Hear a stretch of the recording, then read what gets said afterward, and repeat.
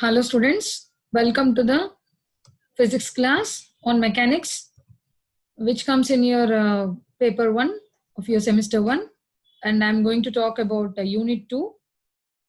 I'm N. Chandana, assistant professor of physics from Government Degree College, Khairtabad, Hyderabad. See, let me give a quick recap on unit 2. Like the previous topics we have discussed regarding motion of a rocket and a multi-stage rocket. Motion of a rocket is an application of Newton's third law, and where I have even used Newton's second law to derive the equation of motion of a rocket. So it's an example of our variable system of variable mass, right? Variable mass system. So the mass is continuously varying. Based on that concept, I have explained you the motion of a rocket, and we have derived the equation of motion of a rocket also. Next, we have done the multi-stage rocket, right? Multi-stage rocket means we have different stages. In order to increase the velocity of the rocket in the upward direction, we need to have multi-staged rocket. First stage will be heavier, then the second stage will be in the moderate level, while the final stage will be very much lighter. In that way, we have stages to make the rocket to move upward in with more and more velocities, right? So next today, I'm going to teach you some other new topics to you. I hope you have learned these topics in your intermediate. So let me go for that. See, you have learned what is center of mass in your intermediate, right? You have calculated center of mass for various bodies. Okay, various bodies you have calculated. What is center of mass? See, we have studied Newton's laws of motion, right? What does it describe? The state of motion of the body in a straight line under the action of force, right? So Newton's law gives you the state of motion of the body in straight line, okay, under the action of a force, that is F is equal to ma. But when we consider the motion of a system in which it consists of several particles, if we take m1, m2, for example, I take m1 and m2. If I have m1, m2, two particles, if I have more than two particles also, sometimes I have. So if I take such systems, then the resultant motion, calculation of the resultant motion will be difficult, because it is entirely I am calculating one mass and calculating in straight line. I'll take it as 1m and velocity v. But here I have a system of independent masses of different particles, large number of particles. So now, because to solve this type of systems having different types of masses, combinedly they form a system, then we use the center of mass concept. Okay, what is the center of mass defined? It is a point where the entire mass of these particles, m1, m2, if I have m3, where the entire mass of all these particles is supposed to be concentrated. So such type of point is called center of mass. Okay, so if we apply force here by F, then what happens? The mass m body, the body of mass m will move in forward direction with acceleration a bar. So F is equal to ma. Similarly, if I the center of mass gives you the entire body's motion.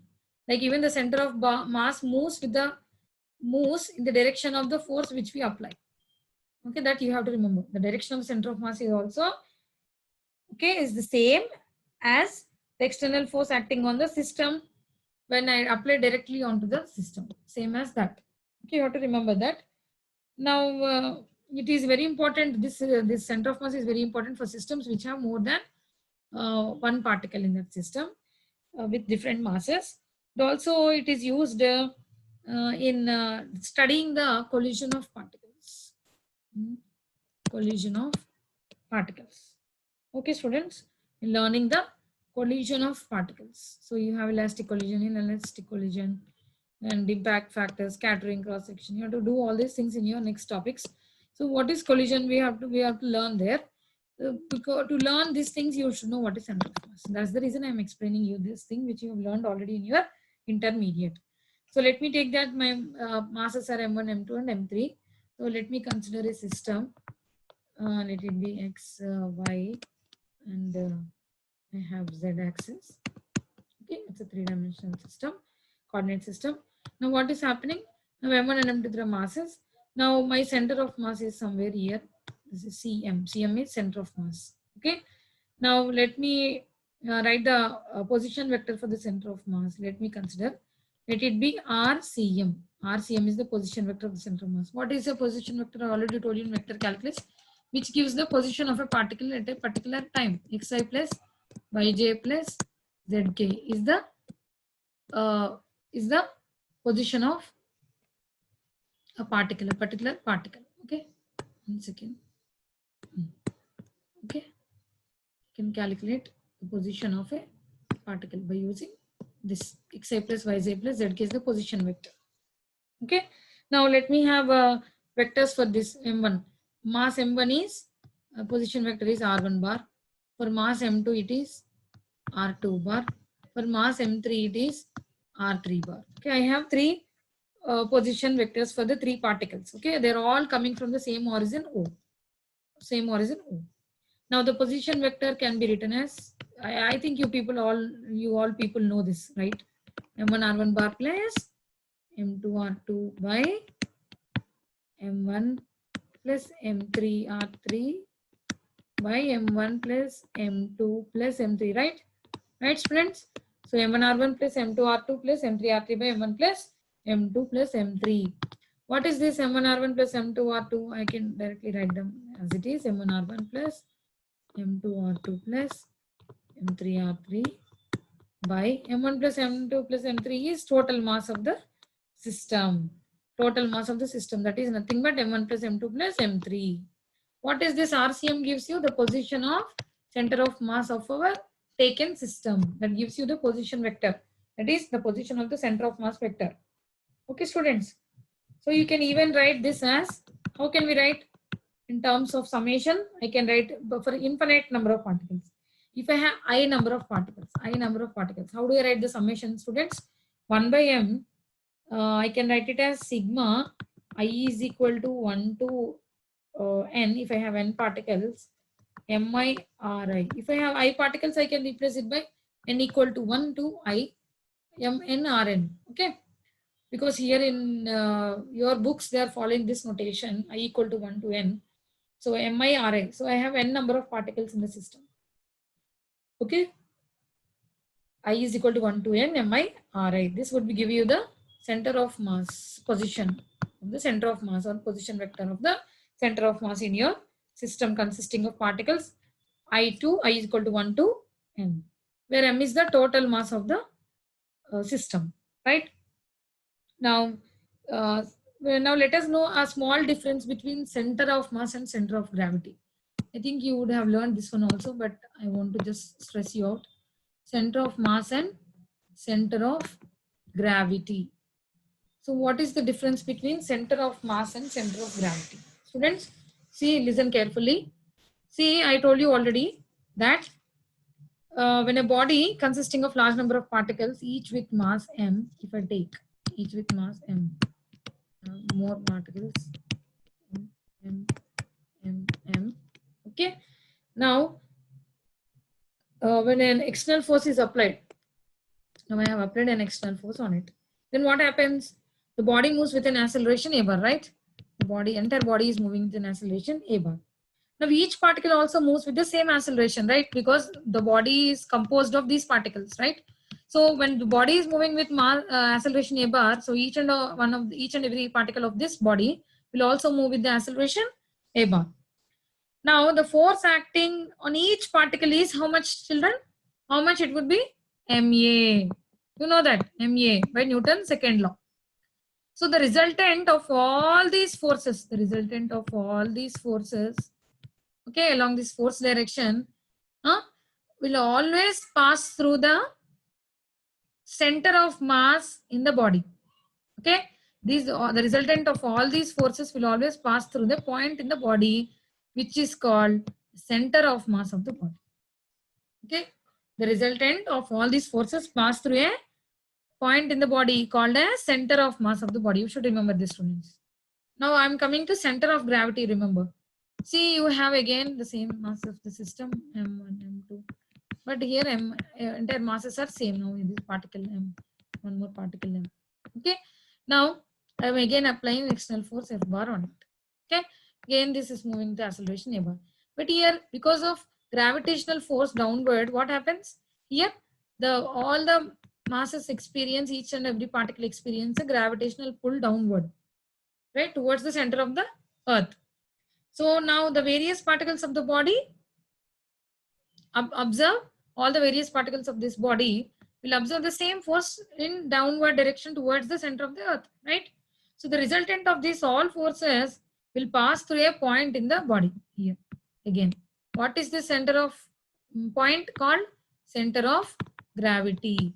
So the resultant of all these forces which are acting downward towards the center of the earth will be passing through a center point called center of gravity. Here this is center of mass. For small objects, very small particles, small systems, that means very small systems, center of mass and center of gravity, CM, CG are same. They will coincide with each other.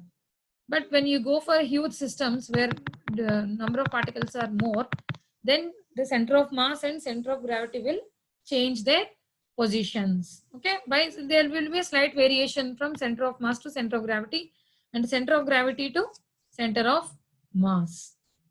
Okay. Now one more point I want to stress out.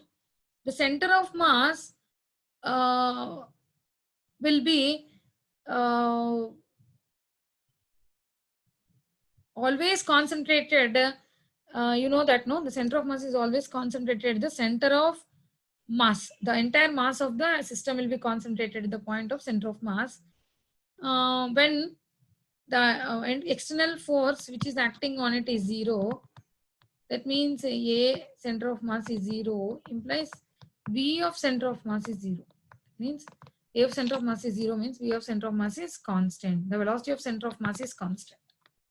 See, when there is no external force acting on the center on the body, that means the acceleration is also 0, right? Because F is equal to ma.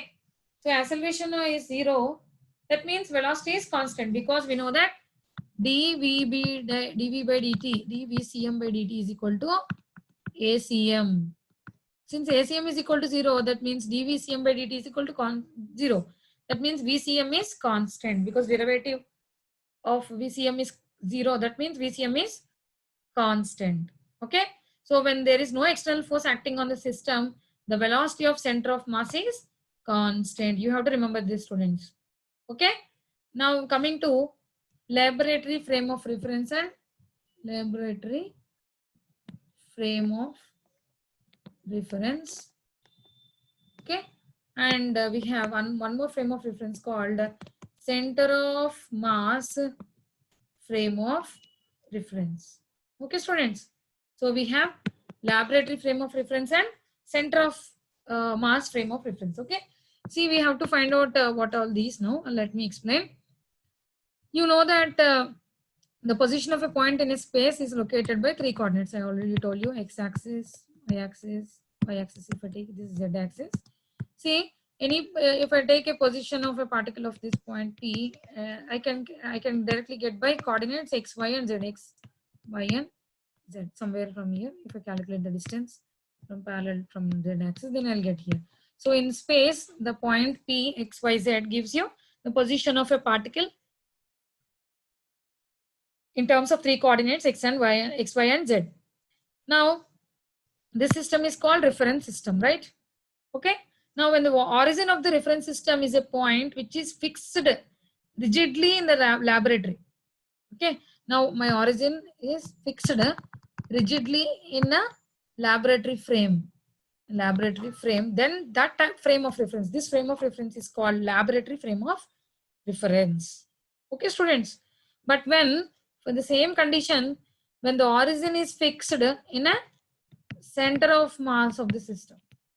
Okay, when the origin is fixed for the center of mass of an isolated system, for an isolated system, you should remember. Isolated system means when there is no external force is acting, then such type of system is called isolated system, right? I have told you in the previous class. When no force externally acts on a body system, such system is said to be an isolated system. Okay. Now, when the origin of the reference frame is fixed at rigidly at what point, ma? At center of mass. Then this type of frame of reference is said to be center of mass frame of reference. Okay. So in this frame, obviously what happens, because there is no external force acting on it, until and unless an external force acts on it, body continues to be in the state of rest or move with uniform velocity, right? This is Newton's first law. From Newton's first law, you can say this. That is law of inertia, right? So as center of mass of frame of reference, we have the origin is fixed at center of mass, where it is an isolated system. That is, no external force is acting on it. That means we can say that this is an inertial frame of reference. So center of mass of frame of reference is said to be an inertial frame of reference. An inertial frame of reference. Okay, students. So the other name of center of mass frame of reference is an inertial frame of reference. So laboratory frame of reference means we'll fix out our origin at a particular point in a laboratory. That type of frame of reference is said to be laboratory frame of reference. While the other frame of reference where I fix the origin at center of mass in a isolated system, you have to remember that. Then that type of frame of reference is said to be inertial frame of reference. Okay. Now we understood what is laboratory frame of reference and what is inertial or center of mass frame of reference. Okay. Now let us go for the next two topics which are very important for you. They are linear momentum and angular momentum. What are those? Linear momentum and angular momentum. So what is linear momentum, students? You know that. The linear momentum is denoted by P, that is nothing but mass into velocity. Okay. If velocity is there for a body of mass m, then the momentum will be m into v bar. You should know this, right? So now if I have a system here with different masses, I have told you m1, m2, m3, m4, m5. So different particles I have here, right? Now we're moving with different velocities. If I take m1 is moving with v1, m2 with v2, m3 with v3, m4 with v4, m5 with p5, and so on. So what happens? The resultant, we know that p is equal to mv, but for n particle system, if I have mn particles, so will be n will the velocity of the nth particle. Then what happens now? My momentum will be sum of all the individual momentums, p1 plus p2 plus p3 plus and so on plus pn, right? So what I'll get? m1 v1 plus m2 v2 plus m3 v3 plus and so on plus how much I'll get? Mn bn. Okay, students. So I can write in the form of summation as I have written before. I is equal to 1 to n. Tell me. Mi vi. Mi vi. What is that? That would give you the resultant linear momentum of the system. So how can I write this, ma? I can write it as m into v center of mass. So that can be written as P is equal to total mass into of the system into velocity of the center of mass. This can be equivalent to sigma equal to 1 mi vi. Individual particles mass into velocity summation gives rise to total mass of the system into velocity of center of mass, which gives you the linear momentum. Okay. Okay. Of the system, which consisting of n number of particles, where each of the particle is of mass is different mass and different velocities. So total linear momentum of system of particles is equal to the product of mass of some mass of the entire system into velocity of the center of mass. Okay. Okay, this is linear momentum. Okay, so far you understood now, right? Now I want to explain you conservation of linear momentum. What is conservation of linear momentum? What did you learn before about conservation in your classes, earlier classes? Conservation of energy. That means energy is neither created nor destroyed, but energy is converted from one form to another form. If I take energy, I'll take a mechanical energy. So it can be converted into electrical energy, right? Okay. Or else I can take our electrical energy. It can be converted into mechanical energy. Yeah, example is our ceiling fan. Okay, L fan. So when I supply electrical energy, the fan rotates and it produces mechanical energy, right? So that means energy is neither created nor destroyed, but it is conserved. That means it is converted from one form to another form, one form of energy to another form of energy. This is called conservation of energy. Now I'm talking about conservation of linear momentum. So how do you explain the conservation of linear momentum? Conservation of linear momentum. It is very easy, children. If you understand this, you will understand conservation of angular momentum also. We know that what is the conservation of what is the linear momentum of a n particle system? Mass into velocity of the center of mass, m into VCM, right? Now, if m is the total mass of the particle and mass system, and VCM is the center of mass velocity, right? Now, differentiate on both sides, students. So, dp by dt is equal to m into dVCM by dt, right? It is equal to m into acceleration of the center of mass. Okay, and we know that MACM is nothing but equal to F external. You know the force is equal to MA as per Newton's second law. So the rate of change of momentum gives you the external force acting on the system, right? When F external is equal to 0, let me take it. When F external equal to 0, what happens, ma? So M into dVCM by dt becomes 0, implies VCM is constant, as I told you before. Example, VCM is equal to constant, right? Or else in the other way, I can say that dP by dt is constant. dP by dt is constant. Sorry, dP by dt is 0. Okay, implies constant is PCM or P. Okay, so linear momentum is constant. That means it is not changed.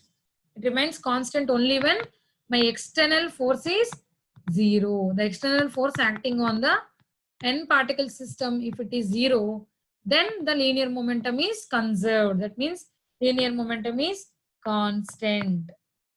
Okay, okay, all of you. So my linear momentum is constant. Okay, this law is very much applicable to atomic and nuclear physics also. There we apply nuclear physics, we apply there, and also we apply even for relativistic mechanics, we apply. Okay, in many problems also we use this. What is that? Conservation of linear momentum is possible only when the external force acting on the n particle system of n particles is 0. You have to remember that. Okay, students. Now let me go thoroughly to conservation of angular momentum. Okay, children. Conservation of angular momentum. See, what is angular momentum? L, right? L equal to R cross P. In your earlier classes, you have learned this. I need not tell you. So if you consider a plane, if you take XY plane in this fashion, now if I have a body which is moving in this direction, rotating, so at tangential direction, I have linear momentum P, that is mv, you know that. Now from origin to this particle end, I have r bar is the position vector. The particle is of mass m, if I suppose. Then in which direction will be my angular momentum? In the perpendicular direction to this plane containing r and p, that is r cross p. It is cross product, right? In vectors we have learned, that is L bar. L bar is in z direction, that is L is equal to r cross p. So the cross product means the direction lies in L direction. L direction lies in perpendicular plane to that of R and P. Okay. Now what happens? L is equal to R cross P. You know that, right? Or we can write R cross M into V. Okay, because V is MV is our linear momentum. Okay. Now you tell me, how do I say that there is a conservation of linear momentum here? When I consider dl by dt, now you consider dl by dt. Okay. Now if I have n particle system, I is equal to 1 to n. If I take L is equal to sigma I equal to 1 to n, as before I am drawing the same thing. I am writing the same Ri cross Pi. It's for n particle system. If I have a system with n number of particles, then I have Ri cross Pi is the linear angular momentum. Now differentiating on both sides, what I get, d by dt of Ri cross Pi. Right, students? Ri cross Pi. So I'll get what I'll get here, differentiation sigma I equal to 1 to n. If you understand this, dr by dt, dri by dt cross Pi, okay, plus how much I'll get, Ri cross dpi by dt, right? Dpi by dt. This is nothing but my d by dt of L, of angular momentum. So what I get, Ri cross dpi by dt. This one I'll get. Why? Because this is dr by dt cross p. What is dr by dt, ma? V bar. V bar, Vi cross Pi is Mi Vi. Okay. What is Vi cross Vi? It is 0. So this is 0. So this will be 0. Vi cross Vi is 0. So only I'll remain with this term. Ri cross dpi by dt sigma I is equal to 1 to n. Okay, you understood here? Because Vi cross Vi is 0. A cross A bar cross A bar is 0. So sign 0 is 0. Okay.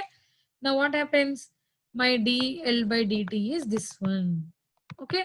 Now this is nothing but what is dp by dt, ma? F. F. What is this called? R cross F, that is tau. So tau is equal to dl by dt is equal to R cross F, equal to sigma I equal to 1 to n Ri cross F. This is R cross F. Okay. Tau is equal to R cross F. Now what is the problem for me now? For angular momentum to be constant, my external torque should be equal to 0. If my external torque tau equal to 0, implies dl by dt equal to 0, implies L is constant. Similar to that of linear momentum. In linear momentum, if external equal to 0, implies what is constant? Linear momentum is constant. Here, if tau external torque is 0 in rotational motion, then my angular momentum is said to be constant, is proved to be constant, right? So this is conservation of angular momentum. Okay, we know that tau is equal to R cross F. You see, you learned in your intermediate, but it's a fast revision I'm doing for what all these topics which we have covered today. I'm all doing the revision, and it is also important for your examination purpose also. You have to answer when you get in your examination, and the problems relevant to this will also come into your picture. Okay. So far, let me go for whiteboard, my PPT.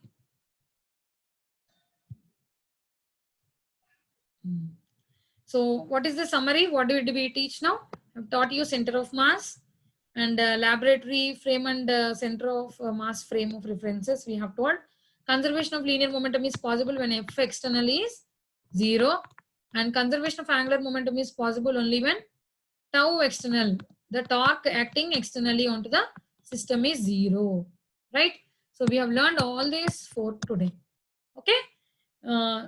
So thank you so much, students. So in the next class, let me teach you the other topics like what do I say, collisions, work energy theorem, inelastic collision and elastic collisions, and collision in 2 dimensions, 3 dimensions, impact parameter, and all these subjects, all these topics are there in your subject. Okay. So thank you so much, students.